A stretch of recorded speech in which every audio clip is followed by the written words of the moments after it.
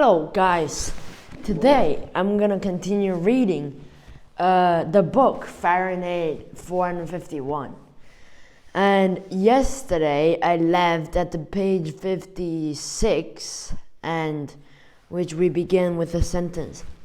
Late in the night he looked over at Mildred. She was awake. She was a tiny dance of melody in the air. Her seashell was tamped in her ear again, and she was listening to far people in far places. Her eyes wide and staring at the phantom's blackness above her in the ceiling. Wasn't there an old joke about the wife who talked so much on a telephone that her desperate husband ran out to the nearest store and telephoned her to ask what was for dinner? Well, then, why didn't you buy himself an audio seashell broadcasting station and talk to his wife late at night, murmur, whisper, shout, scream, yell? But what would he whisper? What would he yell? What would he say? And suddenly she was so strange he couldn't believe he knew her at all. She was in someone else's house, like those other jokes people told of gentlemen, drunk, coming home late at night, unlocking the wrong door, entering a wrong room and batting with a stranger and getting up early and going to work, and neither of them the wiser. Millie, she whispered. What? I didn't mean to startle you. What I want to know is, well, when did we meet and where? When did we meet? For what? She asked. I mean, originally, she knew she must be from in the dark. He clarified it. The first time we ever met, where was it? And then? And when? Why? It was at... She stopped. I don't know, she said. She was cold. Can't you remember? It's been so long. Only 10 years, that's all, only 10. Don't get excited, I'm trying to think. She laughed, an odd little laugh that went up and up. Funny, how funny. Not to remember where or when you met your husband or wife. He lay massaging her eyes, his brow, and his back of neck, and the back of his neck. Slowly, he held both hands over his eyes and applied a steady pressure there as if to crush memory into place. It was suddenly more important than any other thing in a lifetime that he knew where he had met Mildred. It doesn't matter. She was up in the bathroom now, and she heard the water running and the sloughing sound she made. No, I guess not, he said. He tried to count how many times she swallowed, and her thought of the visit from two zinc oxide faced men with cigarettes in their straight-lined mouth, and the electronic eyes snake winding down into their layer upon layer of night, and stone and stagnant spring water. And he wanted to call out to her.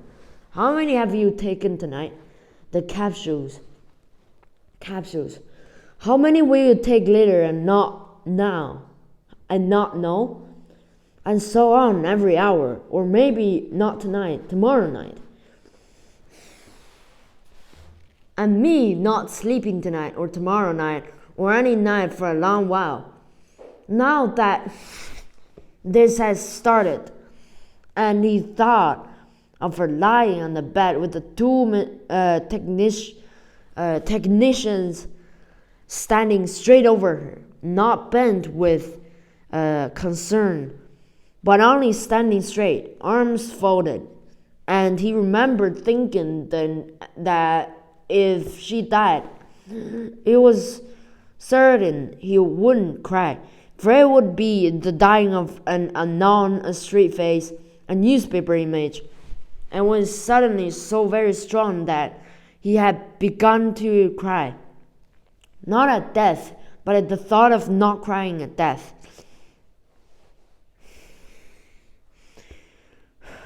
A silly empty man near a silly empty woman, while the hungry snake made her still more empty.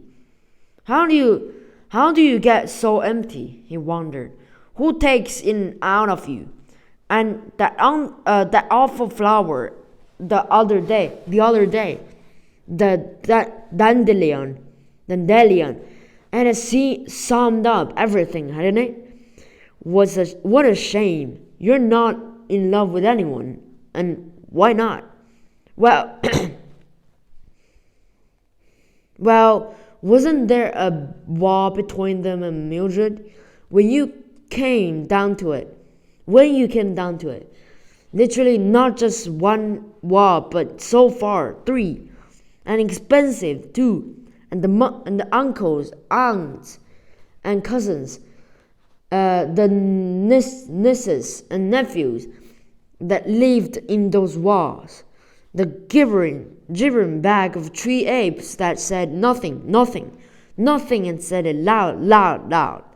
He had taken to calling them relatives from the very first. How's Uncle Louis today? Who? And Aunt Maud? The most significant memory he had of Mildred, really, was a little girl in forest without trees. How odd. Or rather, a little girl lost in a plateau where there used to be trees. You could feel the memory of their shapes all about, sitting in the center of the living room. The living room. What a good job for labeling that was now. No matter when he came in, the walls were always talking to Mildred. Something must be done. Yes, something must be done. Well, let's not stand and talk. Let's do it. I'm so mad I could spit. What was it all about? Mildred couldn't say. Who was mad and for whom? Mildred didn't quite know. What were they going to do? Well, said Mildred, wait around and see. He had waited around to see. Oh my God, the smell, bro. My dad, he smoked and the smell just came into the whole entire house, bro. I just can't smell the smell, bro. That's so bad. The smoke, man. Wait, I want to pause a second.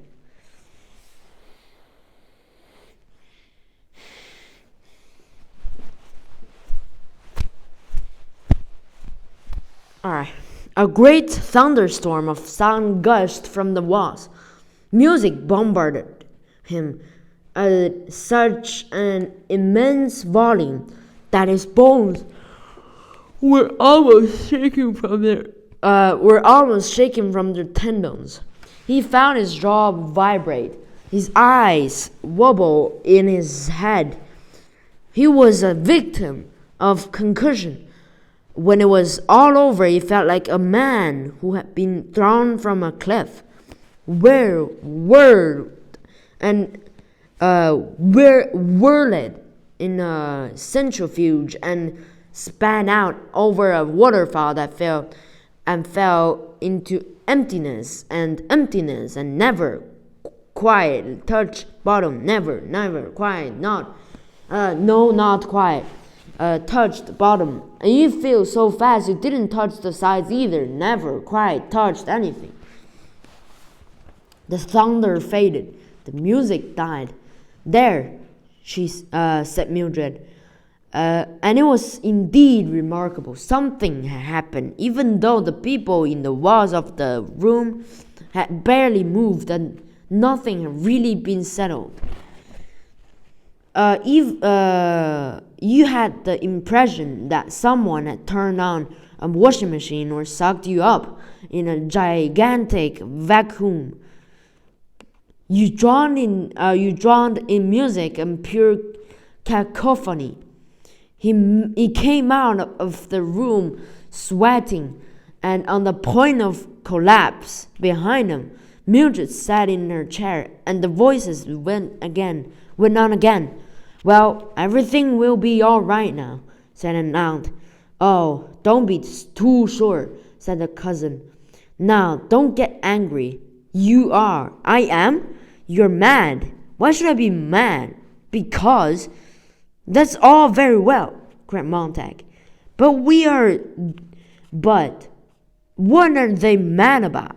Who are these people? Who's that man and who's that woman? Are they husband and wife? Are they discovered, engaged, what? Good God, nothing connects it up. They, said Mildred. Well, they had this fight. You see, they certainly fight a lot. You shouldn't listen. I think they're married. Yes, they're married. Why?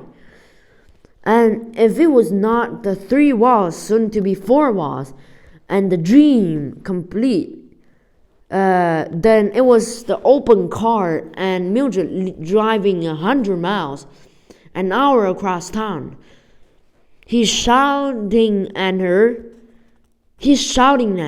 and she's shouting back, and both trying to hear what was said, but hearing only the scream of the car. "At least keep it down to the minimum," he yelled. "What? What?" she cried. "Keep it down to 55 at the minimum," he shouted. "The what?" she shrieked. "The speed," he shouted. And she pushed it up to 105 miles an hour to tore the breath from his mouth. When they stepped out of the car, she had the seashells stuffed in her ears. Silence. Only the wind blowing softly. "Mildred," he stirred in bed. He reached over and pulled one of the tiny musical insects out of her ear. Mildred. Yes, her voice was faint. He felt he was one of the creatures electronically inserted between the slots of the phonocolor walls, speaking, but the speech not piercing the crystal barrier. He could only pantomime, hoping she would turn this way and see him. They would not touch through the glass. "Mildred, do you know the girl I was telling you about?" "What girl?" She was almost asleep. "The girl next door." "What girl next door?" "You know, the high school girl. Clarice, her name is." "Oh, yes," said his wife. "I haven't seen her for a few days. 4 days to be exact. Have you seen her?" "No. I've meant to talk to you about her. Strange." "Oh, I know the one that you mean." "I thought you would." "Her," said Mildred in the dark room. "What about her?" said Montag. "I meant to tell you. Forgot. Tell me now. What is it?" "I think she's gone." "Gone?" "Whole family moved out somewhere, but she's gone for good. I think she's dead." "We couldn't be talking about the same girl." "No, the same girl. McClellan, run over by a car 4 days ago. I'm not sure, but I think she's dead. The family moved out anyway. I don't know, but I think she's dead." "You're not sure of it?" "No, not sure. Pretty sure." Why didn't you tell me sooner?" forgot. 4 days ago. I forgot all about it. 4 days ago, he said quietly, lying there. He lay there in a dark room, not moving, either of them. Good night, she said. He heard a faint rustle. Her hands moved. The electronic thimble moved like a spraying mantis on a pillow, touched by her hand. Now it was in her ear again, humming. He listened, and his wife was singing under her breath. Outside the house, a shadow moved. An autumn wind rose up and faded away. But there was something else in the silence that he heard. It was like a breath exhaled upon the window. It was like a faint drift of a greenish, luminescent smoke. The motion of a single huge October leaf blowing across the lawn and away. The hound, he thought. It's now their night. It's now their now. If I open the window, he did not open the window.